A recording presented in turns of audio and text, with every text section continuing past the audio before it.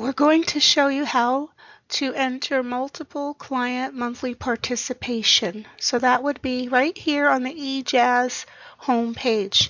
Currently, this function or feature is under construction. So, for example, if I were in working as just a counselor for CSO, I cannot have access to it. So I'm doing statewide counselor for right now, so I can show you the functionality. This is an excellent tool and actually preferable to entering them one by one in the client's main page. So I'm going to go ahead and click on multiple client monthly participation, and it's going to take you to this page where it shows you a drop-down list that you have to select a CSO. You'll see a Home tab, which will take you back into the eJazz homepage, and back will take you right back to the page previous. You also see 3 buttons here. We're interested in the ESD worker list. We're not social workers and we're not case managers. So first we will select our CSO. Now this will be a lot shorter list, as you will have less people that you have access to. So I'm going to go ahead and click on this list, and then I'm going to click on Display ESD Worker List. And here I have my name, so I'll select and it'll automatically pop up. So this is my caseload. You'll see your entire caseload. And several things, let's go ahead and look at the page. So it's showing for the month of February, and here again, this is where we can change the month. Do a last name search and an ID search if we want to narrow this down. Home would take us out back to the main eJazz homepage. Back would take us right back to where we had that drop down. And help. Let's click on help. It comes up in the other window and you have to open it. And what's great about this help is that every single help page is different, and it's specific to the page you're on. So we are in the Multiple Client Monthly Participation, or MCMP. So here we see we have links we can click on to get answers. As we scroll down, we see there are some screenshots with directions. So this is really something I would like to see people use more, because a lot of answers can be answered in the help section. So here we have Honest Abe. And Honest Abe, if I click on Honest Abe, it's going to open in another window. And this is why this multiple client monthly participation page is very helpful, because when I clicked on that, it brings up the client's record. So if I go into Job Search eJazz Attendance, for example, you can see they just enrolled. So I really can't put any hours in for them, and you're going to know this, of course, but I just want to show you that functionality. Also, that when you go into record attendance, that's the attendance while a person is in Job Search. So it's also their history while they're actively in Job Search. Attendance history is when they were in previous, so you can't do anything with this other than see what they did then. So if we go in here, we can see information that we might need to enter hours for the person. So as you see here, we had an unexcused no-show, and I might need to edit that at some point. So in as much as this person doesn't have hours to enter yet because he's brand new, we're going to close that, and we're going to go down to the next person. So our next person here, we see has their hours entered in for 2/3 to 2/9, and the reason they're still here is because the month hasn't elapsed.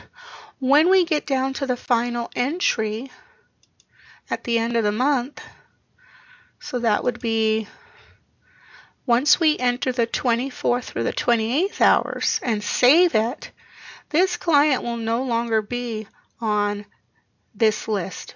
This is the client reporting list incomplete for the month that we're looking at right now.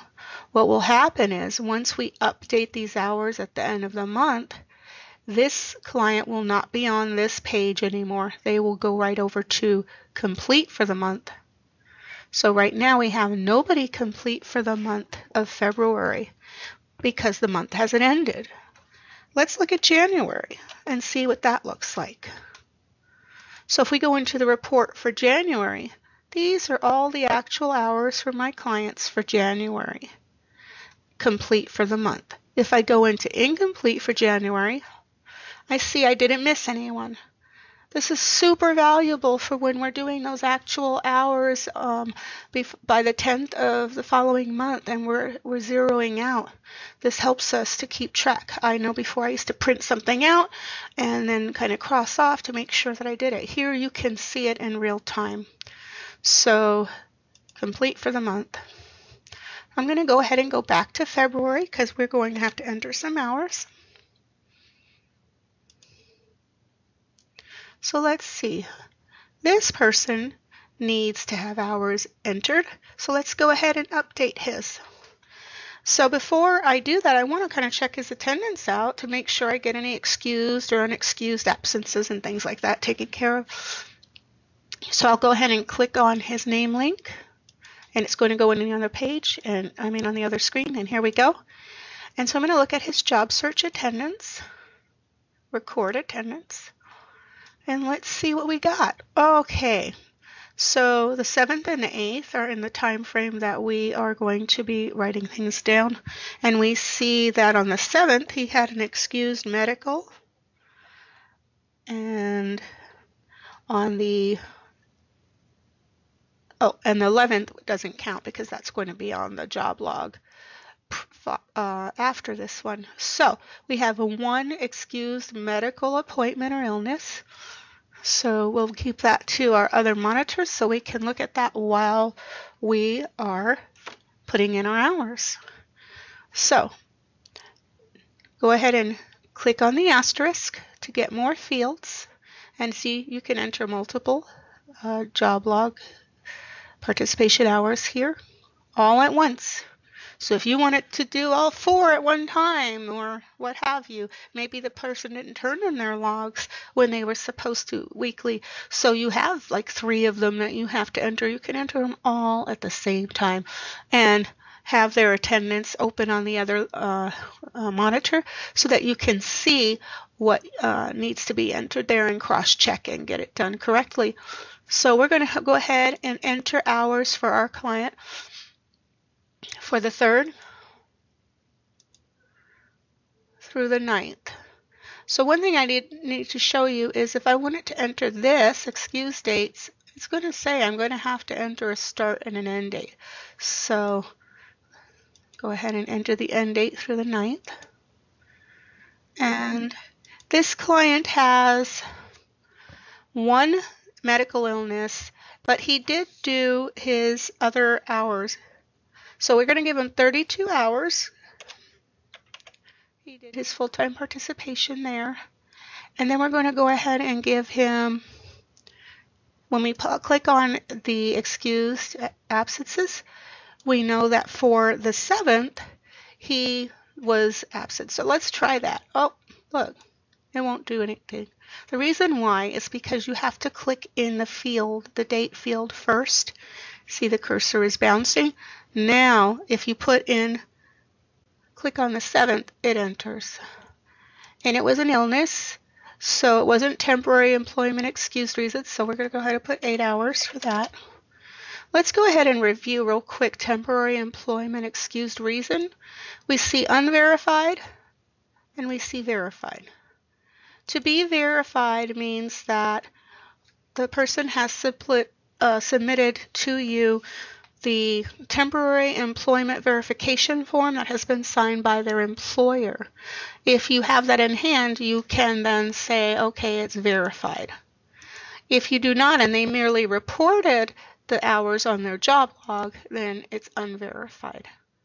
So we know temporary employment was not the reason, so we're going to go ahead and just enter that and hit close. And we're going to get a reminder that we need to click on the update button on the original page to save this. So we say OK. And then we go ahead and click update. And here we now see that he has his 3rd through the 9th hours. He has 8 hours of excused time over a 1-day period. So the 8 hours /1 means 8 hours excused over a 1-day period. We see that he did 40 hours this week, 41 hours last week, for a total of 81 hours thus far. He didn't have any unexcused hours. Here's where we're going to enter unexcused hours. That maybe has no-shows on his attendance, so those would be unexcused hours if those no-shows cannot be changed to participating. And then you have your holiday hours here. So if we click on that, we will see state holiday. It'll give you a little cheat sheet of when the holiday hours are in case you need that. So that is how we enter multiple client monthly participation in EJAS.